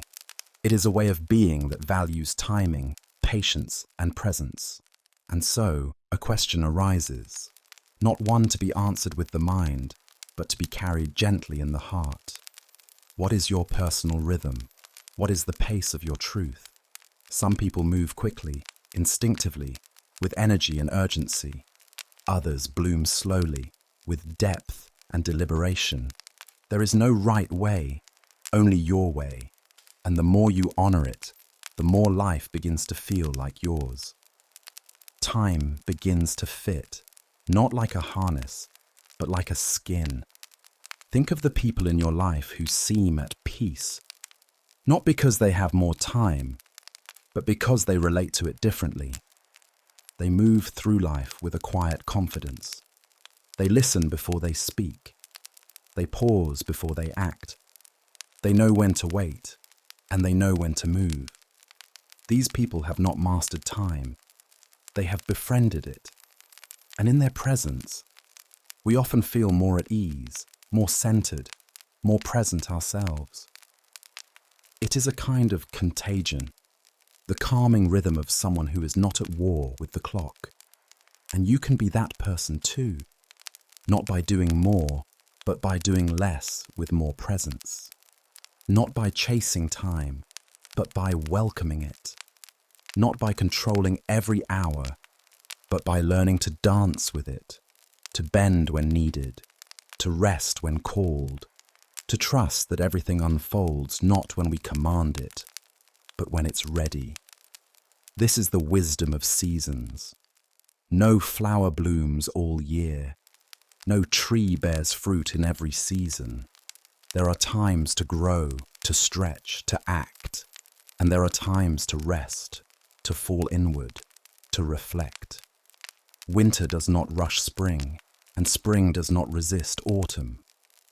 They all move in harmony, in rhythm, without apology. You too are part of that rhythm. You are not a machine. You are nature. You are rhythm. You are breath. Living in this way changes everything. The smallest things become luminous. Washing the dishes becomes a meditation. Waiting in traffic becomes a moment to breathe. Saying goodbye becomes a blessing, not a loss. You begin to see that every minute is not just a measure of time, but a doorway to meaning. And so, here in the quiet, let this be your invitation to begin again, to relate to time not as a pressure, but as a presence, not as something to conquer, but something to cherish, to move more slowly, more deliberately, more in tune with what feels real, to trust that the things that matter will come, not when you force them, but when you're ready to receive them. You are not running out of time. You are arriving into it, moment by moment, breath by breath. So lie back, rest your thoughts. Let time slow around you like a deep, warm tide. There is nowhere you need to be but here. Nothing you need to do but breathe. The world can wait. You, dear one, are already home. In this moment, in this breath, in this quiet rhythm of being. Let us remain here in this soft meditation just a little longer. For if time is a companion, as we have said, then perhaps the deepest act of self-care is not to manage it better, but to listen more closely to how it feels moving through your life. There is a subtle language in time, not spoken in words, but in sensations. A feeling in the chest when you're rushing too fast. A lightness when you're fully present. A heaviness when you're lingering in a past that no longer holds you. a flutter in the soul, when something new begins to stir. These are the signals we so often overlook as we race from one task to another, but they are the language of time, your time. To become fluent in that language is not a matter of discipline, but of gentleness. It is the work of sitting quietly and asking, what is needed right now? Not in the next hour, not tomorrow, just now, and then listening, not to the voice of fear or shoulds, but to the quieter voice beneath, the voice of your rhythm, the truth that only you can hear. In this way, time becomes not a straight path, but a spiral. You come back to things again and again, each time from a slightly different angle. A lesson you thought you had learned returns, but now you see it more clearly. A dream you left behind reappears, not as it was, but transformed. A relationship, a memory, a piece of yourself once lost, now returns in a new form. You are not repeating, you are deepening. Time, like growth, is not linear. It curves inward, and then outward, and then back again. And as you deepen, so too does your awareness of what really matters. So much of what we chase fades quickly. Status, possessions, appearances. They shimmer for a moment, then vanish. But the things that last are made not of gold or stone, but of time well spent. A conversation that touched the soul. A kindness remembered decades later. A quiet morning where you felt whole. These are the treasures time leaves behind, not as trophies, but as traces. They are the footprints of a life well lived. You begin to realize that presence is not passive, it is powerful. It transforms the ordinary into the sacred. It allows you to find wonder in what others miss. The sound of your own breath, the warmth of sunlight on your skin, the sound of wind in the trees. Presence turns moments into memories, and memories into meaning. And the more you live this way, the more time begins to feel abundant, not because you have more of it, but because you're truly in it, fully, lovingly, awake to the miracle of now. Let this be your rhythm moving forward, not faster, but fuller, not louder, but deeper. Let time be your partner, not your pursuer. Let it walk beside you, hand in hand, heartbeat in heartbeat. And as you close your eyes now, feel that rhythm settling into your breath. Feel the gentleness of the night holding you, the slowness of sleep approaching. Time will continue on, but for now, you are allowed to rest. You are allowed to simply be. And so we continue, deeper into the silence of the night and further into the heart of our inquiry. Time, once a distant concept, now feels closer, less like something to understand and more like something to feel. By now, perhaps you've begun to sense that the most profound truths about time are not locked in theories or equations, but whispered through lived experience, in the quiet of memory, in the stillness of being, in the presence of love. We often think of time as a backdrop, something that merely holds events. But in truth, it does more than hold. It shapes, it colors, it transforms. Every moment we live is not just influenced by time, but infused with it. Every joy, every sorrow, every ordinary afternoon. We are not separate from time. We are made of it. It moves through us like a current, and we move within it like dancers, sometimes in rhythm, sometimes stumbling, but always continuing the dance. In the complexity of that movement, we carry more than our own time. We carry the time of others, generations behind us, generations yet to come. We carry the stories told by grandparents, the sacrifices made by ancestors, the dreams left unfinished by those who came before us. Their time flows through ours, subtly shaping our values, our fears, our hopes. And we, in turn, shape the time of those who will follow. The child who sees us pause to admire a bird or sit quietly with someone in pain learns something about how time can be used, about how presence can be passed down. This idea that time is not only individual but collective invites a kind of reverence. It means that how we spend our time matters not only to us, but to the world. Every small act of kindness, every moment of deep listening, every second spent creating beauty or healing, these ripple outward. They extend the quality of time, not just for us, but for others. In this way, time becomes more than duration. It becomes legacy. And legacy, contrary to popular belief, is not measured by fame or wealth or grand accomplishments. Legacy lives in moments, in how we make others feel, in what we leave behind in their memories, in their way of seeing the world. Time, then, is not just a passage, it's a gift. One we receive, one we give. The poet Khalil Gibran wrote, "You work that you may keep pace with the earth and the soul of the earth." In other words, even our labor, our effort, our striving, these too can be acts of harmony with time. When done with presence, with purpose, with love, even the most mundane tasks become sacred. Folding laundry, cooking a meal, writing a letter.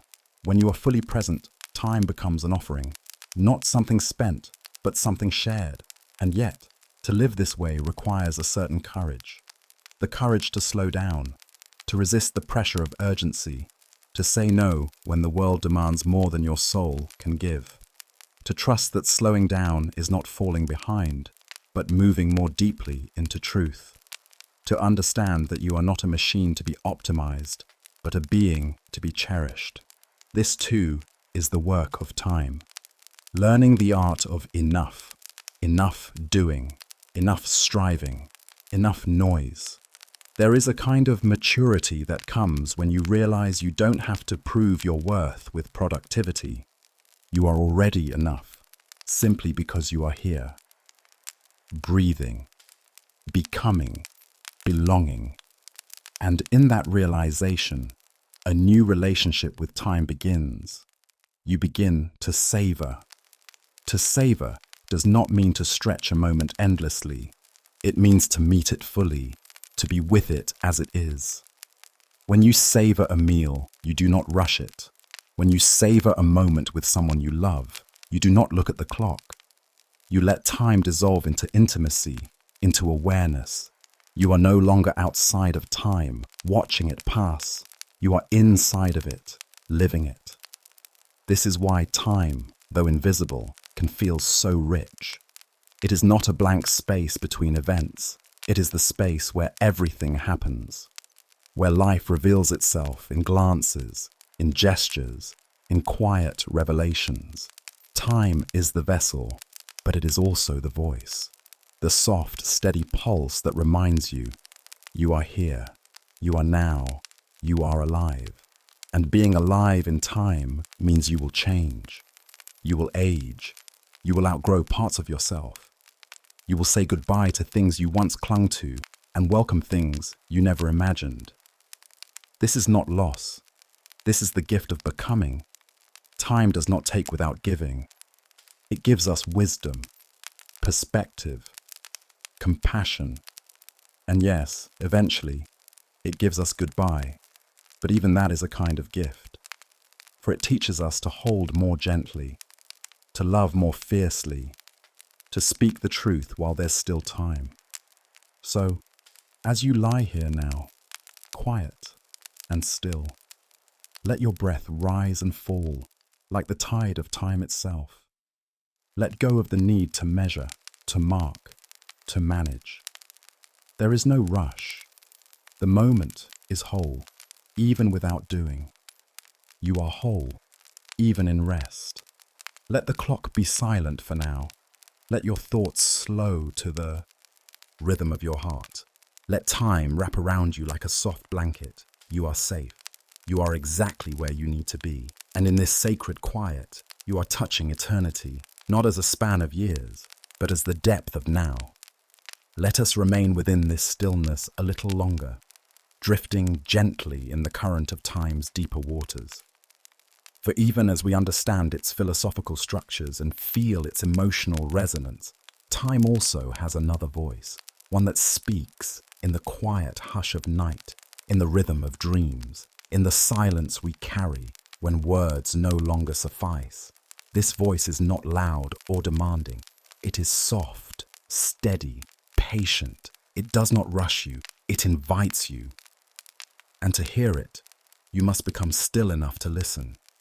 That voice may speak to you in the hush of memory, in the image of someone you once loved, long gone from your daily life, but still alive in the gentle corners of your mind, in the way your body remembers a song or your heart recalls a gesture.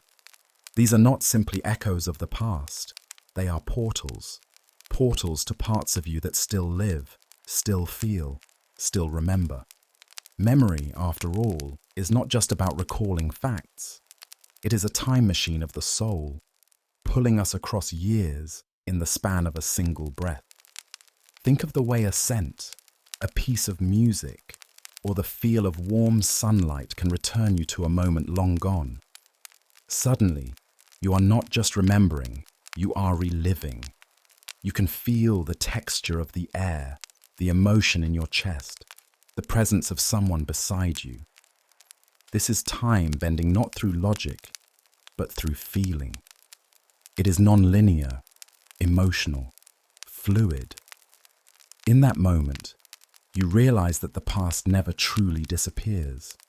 It softens, yes, it shifts, but it stays with you, like the roots of a tree you can no longer see, nourishing what you have become.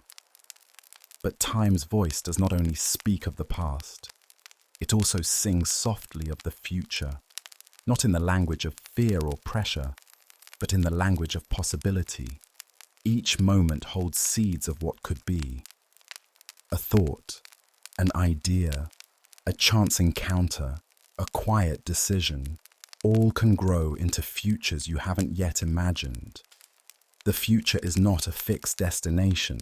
It is a field, and your choices, your presence, your courage to be open, all shape how that field will bloom. This realization does not need to burden you. It can be freeing. You are not bound to a script.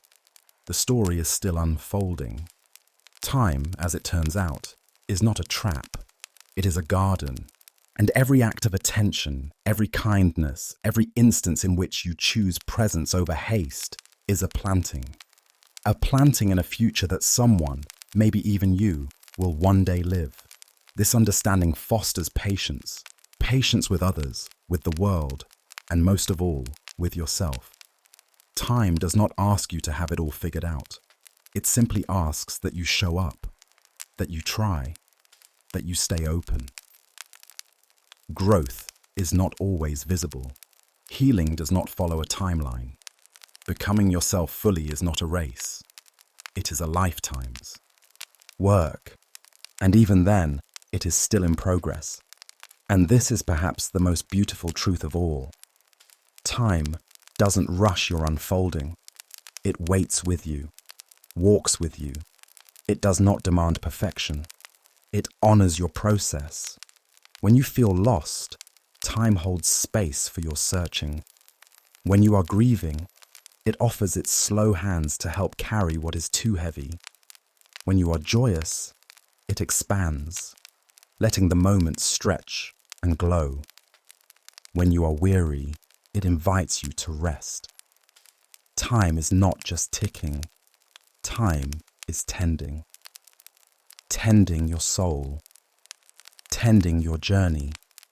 Tending the life you are growing moment by moment. This is why rest is sacred. In a world that glorifies speed, rest is an act of defiance. and of deep wisdom. Rest is how you honor your rhythm. It is how you tend your inner time. Not every hour must be filled. Not every breath must be productive. Some breaths are simply for being, for healing, for remembering who you are beyond the noise. So rest now, not just your body, but your mind, your heart, your spirit. Let go of the clocks and calendars. Let go of the weight of expectations. Let yourself simply be. Here, now, enough. And in this soft quiet, you may find something extraordinary. A peace that is not bound to circumstance. A peace that comes not from having more time, but from being more fully in time. From no longer fighting its flow, but floating within it. Letting it carry you, not away from yourself, but deeper into your own truth. You are part of time's great tapestry. You are not rushed. You are not late. You are exactly where you need to be. Every breath is part of the rhythm. Every pause is part of the pattern. Every night, like this one, is part of your unfolding. Close your eyes now. Feel yourself floating in that deep river. The past behind you, gently softening. The future ahead, gently forming. And the present, so quiet, so full, holding you like a cradle. You are safe in time. You are safe in this moment. We are approaching the end of our journey, yet there is no need to rush. Time, as we've seen, is not something to be finished. It is something to be felt. And as we near the quiet culmination of these reflections, we move into one of the most tender and transformative aspects of our relationship with time. Its power to shape identity. Who are you really across time? The answer isn't simple, because the truth is, we are many selves. We are the child who once held wonder in every glance, the adolescent who stumbled through self-discovery, the adult who learned and unlearned and tried again. We are the version of ourselves we were yesterday, and the version we imagine becoming tomorrow. We are not static beings. We are temporal mosaics, constantly rearranging. Time doesn't just pass around us. It moves through us, carving rivers through the landscape of who we are. And yet, for all that movement, there is something remarkably consistent, an awareness, a presence that watches all these selves unfold, a center, quiet and constant, like a still point in a turning world. Philosophers have long pondered the nature of the self. Is it fixed? Is it an illusion? Is it a pattern of continuity or a fleeting construction? The 18th century philosopher David Hume claimed that when he looked inward, he never encountered a singular self, only a bundle of perceptions, thoughts, and feelings in constant motion. Like a river, the self is always changing, never exactly the same from moment to moment. And yet, we still refer to it, cling to it, protect it. This is me, we say. But who is me if everything about us shifts with time? In contrast, other traditions speak of a deeper self, not the personality, not the mind, not the body, but a soul that exists beyond time. In Hinduism, the Atman is the eternal self, a spark of the divine that never changes. In Buddhism, the anatta doctrine suggests that clinging to a fixed self is the source of suffering, and that peace lies in recognizing the impermanence of all things, including identity. Both perspectives, in their own way, invite us to loosen our grip on the idea of a fixed self and to embrace a more spacious understanding of who we are. In this spaciousness, we find compassion for ourselves and for others. When you recognize that everyone is a work in progress, shaped by their past and their hopes, you become more patient. You begin to understand that the version of someone you once knew is not the version that stands before you now. That forgiveness is possible. That change is possible. That time does not only distance, it also heals, softens, transforms. This is why storytelling has always been such a vital part of human culture. Through stories, we give shape to time. We make sense of our becoming. We place our joys and wounds in a narrative that helps us move forward. This happened, and then I became this. Stories don't just record our lives, they create meaning from them. They are how we carry our time with us. And in each story, there are moments of clarity, epiphanies where everything becomes still and suddenly makes sense. These moments often defy logic. They arrive unannounced, in a conversation, in a quiet walk, in a dream, and they shift something within us. They are kairos moments, windows of sacred time that change us, not because they last long, but because they leave a mark. As we age, our relationship with time continues to evolve. In youth, time feels infinite.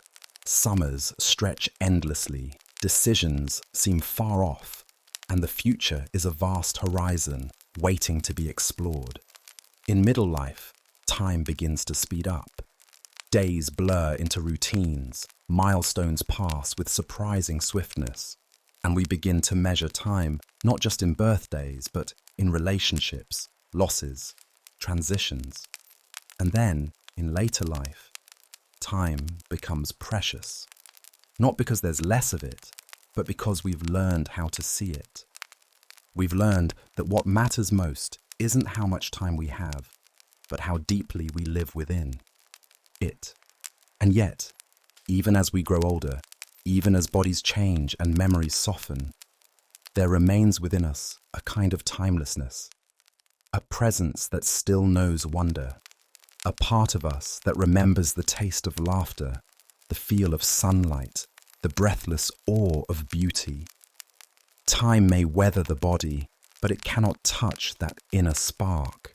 This is why elders are so precious in every culture. They carry time within them. They speak not only from knowledge, but from experience, from having lived through many versions of themselves, from having made peace with change, from knowing that the things we fear, loss, aging, uncertainty, are not ends, but passages. In many indigenous traditions, time is not a line, but a circle. Life is not a one-way journey, but a cycle of returning, of remembering. Birth and death are not opposites, but partners.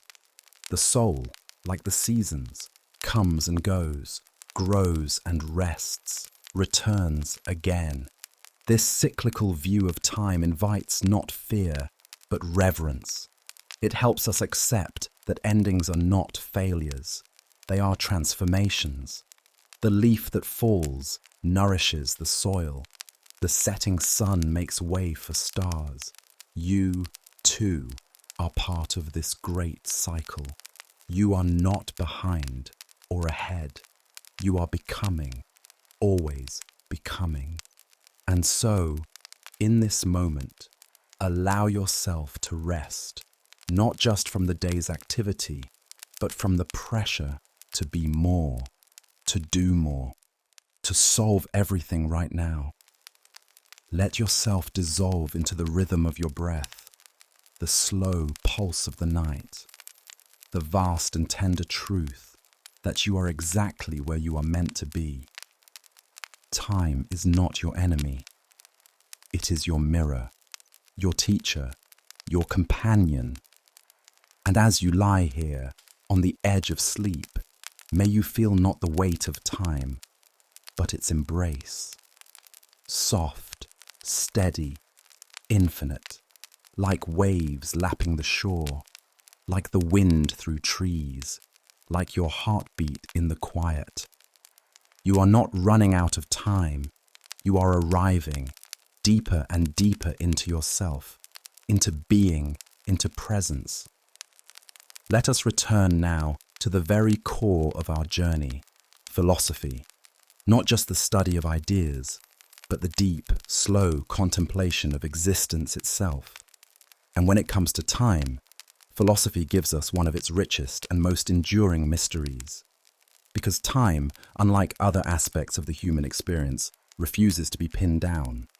It is both abstract and intimate, both universal and deeply personal. And as we drift further into stillness, we turn our gaze toward the thinkers who have, over the centuries, tried to understand time not with a stopwatch, but with reflection. To the ancient Greeks, time was not just an external measurement, it was something to be interpreted. We've spoken of chronos, the linear, sequential time, and kairos, the opportune, qualitative moment. But this duality reflects a larger philosophical struggle. Is time something out there, moving on its own, regardless of our awareness? Or is it something we construct, something our minds impose upon the chaos of experience? Aristotle, for instance, suggested that time is the number of motion with respect to before and after. In other words, time does not exist without change. If nothing changes, time stands still. But he also acknowledged that without a mind to perceive change, the measurement of time becomes meaningless. Time requires perception, which already hints at the intertwining of reality and consciousness. St. Augustine, writing centuries later, captured the elusive nature of time in his Confessions. What then is time? If no one asks me, I know. If I wish to explain it to him who asks, I do not know. Augustine wrestled with the tension between God's eternal present and human time, which is fleeting and fractured. For him, only the present moment is real. The present of things past is memory, the present of things present is sight, and the present of things future is expectation.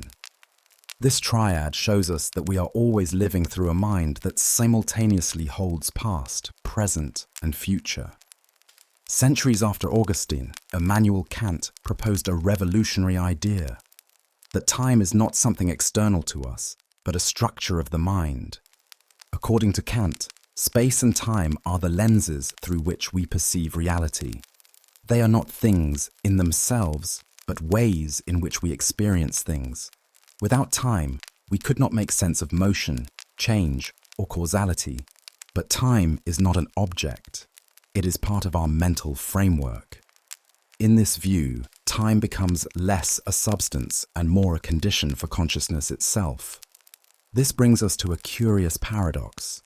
If time is something our mind imposes on reality, does it even exist apart from us? Or are we co-creators of time, weaving it moment by moment through the act of awareness? Martin Heidegger, a 20th century philosopher, believed that time and existence were inseparable. In Being and Time, he argued that to exist is to be thrown into time. We are born into it, and our very sense of being is shaped by it. Heidegger introduced the concept of temporality, suggesting that our experience of time is fundamentally structured by care, by the way we anticipate, remember, and interpret. We are always oriented towards something, toward what might happen, toward what has happened. Time, then, is not just a measurement, it is our very mode of being. And here is perhaps the most compelling insight, that time is not neutral. It carries emotional weight. It is colored by fear, hope, regret, joy. The same hour can feel like an eternity or a blink, depending on what fills it. This means that time as we live it is not only philosophical, it is also poetic. The French philosopher Henri Bergson spoke of two kinds of time: chronological time, measured, mathematical, and duration, la durée, which is the lived qualitative experience of time. For Bergson, real time is not the ticking of a clock, but the unfolding of inner life. It flows, it stretches, it bends. It cannot be divided into units because consciousness is not made of units. It is a seamless stream. And in that stream, Time is not just something that passes, it is something we become. Think now of your own experience. How often have you felt that time speeds up when you are lost in joy, or slows to a crawl when you are suffering? How often have you revisited a memory so vividly that it felt almost real again? These are not distortions, they are the truth of lived time. They are reminders that time is not one thing, but many things. A framework, a feeling, a function of mind, a facet of being. Philosophy invites us not to solve this mystery, but to live within it, to hold the questions close, to ask, what does it mean to exist in time? What does it mean to change, to grow old, to remember, to anticipate? Each question leads not to a conclusion, but to deeper awareness. Time becomes less of a problem and more of a meditation. And in this meditation, perhaps we begin to see that time is not merely passing through us, we are passing through it, like travelers moving through a vast, invisible terrain. And in every moment, we leave traces, thoughts, choices, feelings, hopes. These traces do not vanish. They linger, echo, shape the next moment and the next. So as you breathe now, lying still, feel how time is not separate from you. It is the breath you take, the heartbeat you carry, the thought drifting through your mind. You are not watching time. You are being time, a conscious ripple in the great unfolding. And in this ripple, there is no need to hurry, no need to understand everything, just the quiet trust that you are part of something vast and beautiful, that you belong here, in this hour, in this breath, in this becoming. You are not late, you are not early, you are exactly on time. Now we arrive, slowly and softly, at the end of our journey. And just as a sunset does not end the day so much as complete it, so too does this final reflection aim not to conclude, but to gently round out what has been unfolding all along. A meditation not only on the nature of time, but on what it means to be fully alive within it. Time has taken many forms in our thoughts. It has been seen as linear and circular, personal and cosmic, scientific and poetic, external and internal, fleeting and infinite. And all of them are true in their own way. Time, perhaps more than anything else, is not a single thing, but a prism, one through which light passes and breaks into 1,000 colors, each one real, each one partial. If there is one truth we carry with us now, it may be this: time is both a structure and a sensation. It is the frame that gives shape to our lives, and also the fabric through which our deepest experiences are stitched. It is not something outside us that moves. It is something we move within, something that responds to attention, to feeling, to presence. Think of how time expands in silence, how it slows when we are grieving, how it flies when we are in love, how it stands still in awe. These are not illusions. They are the way human beings live time. And in this realization lies a powerful gift, the freedom to shape our lives not merely by the hours we count, but by the moments we cherish. Throughout this journey, we have walked with the great thinkers who tried to pin time down. We have wandered through cultural wisdom, through memory and dream, through longing and letting go. We have stood with the ancients who watched the stars and told stories to track time's rhythm. We have sat with the mystics who felt time dissolve in moments of sacred stillness. We have listened to the philosophers who turned time over and over in their minds like a puzzle of the soul. And we have learned that time is not here to be conquered. It is here to be befriended, to be honored, to be lived. In a world that asks us constantly to move faster, to achieve more, to do more in less time, we forget the gentle truth. that you were never meant to outrun time. You were meant to dance with it, to walk with it, to let it guide you like a river guides a leaf, not with force, but with flow. And what of the future? So much of our anxiety comes from there, from imagining what might go wrong, from fearing what we cannot control. But time, when understood deeply, becomes a source of comfort, not dread. The future is not something to be feared. It is something to be shaped, moment by moment, choice by choice. And the most powerful way to shape the future is to be fully present now, to give your attention to this moment, to care for the life you are living right now, to speak truthfully, to love generously, to rest without guilt, to be kind, even when it's difficult. These small acts, these quiet choices, ripple forward. They are the architecture of a beautiful future. Even the past, so often filled with regret or nostalgia, can be softened. We cannot change it, but we can change how we carry it. We can learn to forgive ourselves, to thank the pain for what it taught us, to release the moments that no longer serve us. The past is not a prison. It is a teacher, and you are not trapped by what was. You are free to become what is next, and what is now. Now is breath. Now is softness. Now is quiet. Now is the miracle of being, of existing, of sensing, of witnessing. Now is the only time you truly have, and it is enough. As you lie here, let this final thought rest with you. Time is not ticking away. It is unfolding. It is not your enemy. It is your home. Each heartbeat is a note in the song of your life. Each breath, a page in your story. Each night, like this one, a gentle turning of the world, carrying you, not away, but toward more wholeness, more truth, more peace. You are part of this great turning. You belong in this flow. You do not have to chase anything. You are not behind. You are becoming, always becoming. So rest now.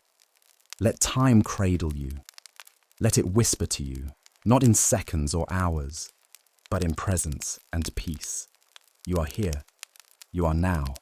And that, dear traveler, is enough.